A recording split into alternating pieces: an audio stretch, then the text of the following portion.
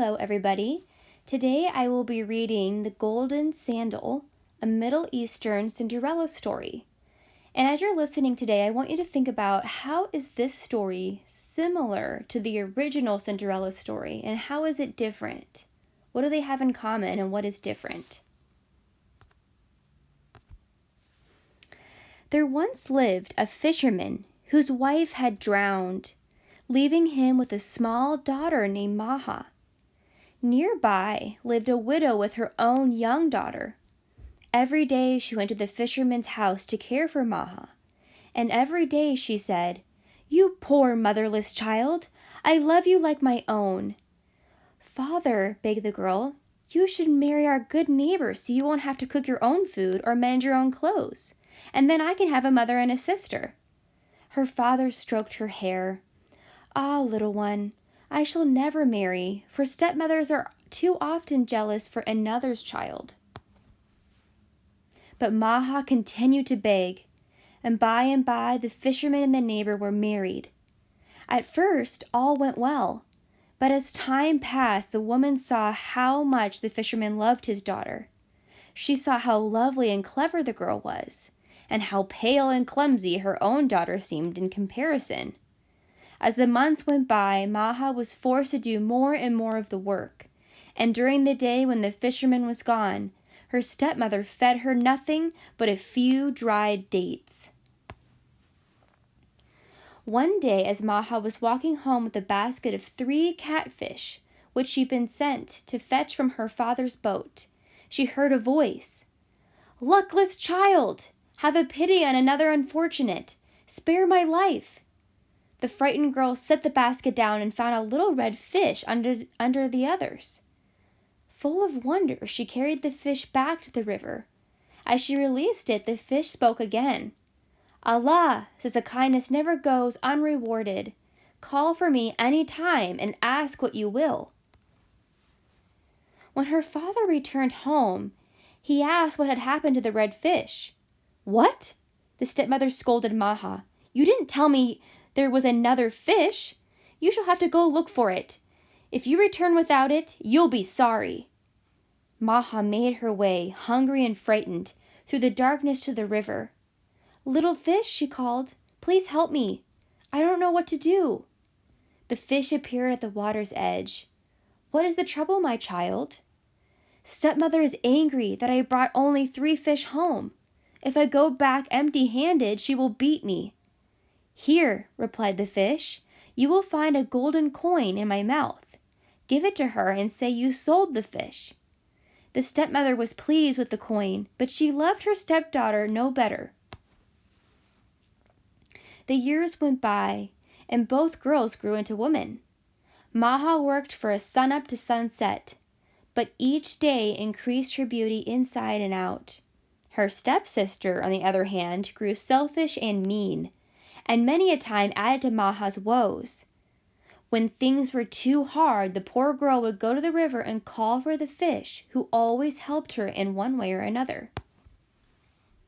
One day, the daughter of the master merchant was to be married. All the women of the town gathered before the wedding to sing and celebrate, and watch the bride's arms and feet be painted with red henna stain. This was a time of great excitement among the unmarried girls, for it was at the women's celebration that they were seen by the mothers of young men. Whom would they choose to be brides for their sons?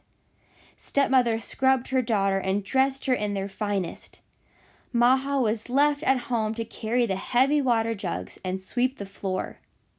As soon as the others were gone, Maha ran to the river. "Little fish, please tell me what to do. Will I be a slave to my stepmother forever?" The fish appeared at the river's edge. "What is it you wish, my child?" "I wish to join the other girls at the bride's henna. I long to sing and laugh and see all the fine clothes and jewelry."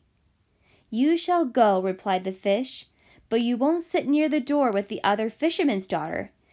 You shall sit on the cushions in the middle of the hall near the bride herself. Just be sure to leave the celebration before your stepmother." On the grass of the river bank there appeared a silken gown, a pearl comb, and a pair of golden sandals. Maha washed herself, dressed in the gown and sandals, and tucked the comb into her hair. When she entered the merchant's house, the woman made a place for her next to the bride. They did not know who she was, but they could see she must be from an important family. Her stepmother and stepsister whispered to each other, and she looked very much like Maha, then giggled to think of her with such fine clothes.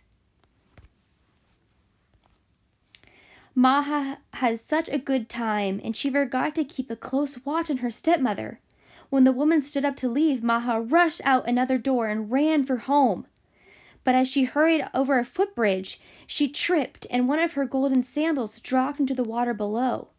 She picked herself up and ran on.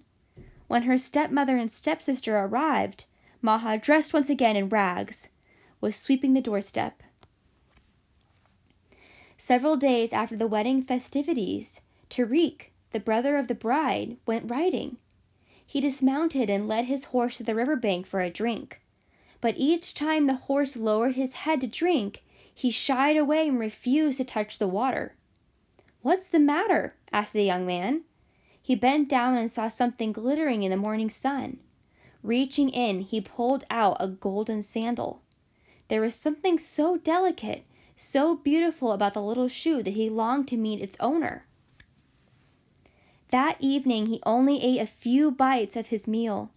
"What is troubling you, my son?" asked his mother. Tariq pulled the sandal from the robe.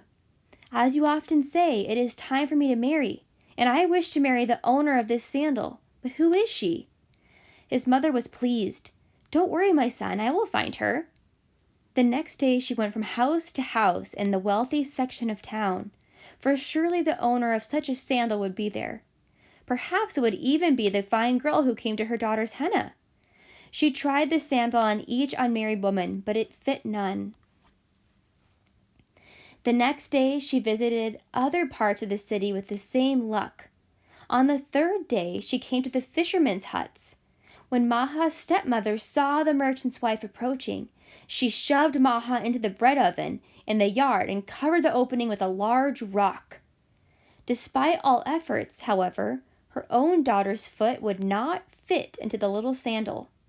Tariq's mother was about to leave when the rooster flew to the top of the oven and began crowing with all its might. "Kiki-kiki-ko, kiki-kiko." Tariq's mother ordered her servant to open the oven.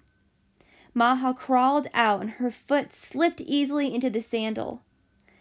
When the merchant's wife saw the beauty and the kindness in the girl's eyes, she knew she'd found a worthy bride for her son. "Here," she said, handing a purse of gold to the stepmother. Your stepdaughter is now betrothed to my eldest son. The wedding procession shall come for her in 2 days' time." Even now the stepmother could not rejoice in her family's good fortune. She went to the perfumer with some of the gold and asked him to make an oil which would smell as foul as rotting fish and cause her hair to fall from the head. The night before the wedding she held her breath and combed the foul potion through Maha's lovely dark hair. The next day the procession came and carried the bride on a litter through the streets amid much singing and dancing. Tariq waited impatiently to sign the wedding contract so he could see his bride. When he at last lifted her veil, the scent of roses filled the room, and her hair was so beautiful he could not stop stroking it. When Tariq's brother saw his happiness, he went to his mother and asked for Maha's sister. Once again the stepmother was given a bag of gold and told to prepare for a wedding. The woman had heard of the oil's effects on Maha, so the night before the wedding she combed the reeking mixture through her own daughter's hair. The next day the procession carried the girl through the streets, but this time when the groom lifted the veil, he choked at the smell and saw that his bride's head was covered in blisters instead of hair. The girl was taken back to her mother in disgrace. As for Maha and Tariq, they were blessed with 7 children and lived their days in great joy and good fortune.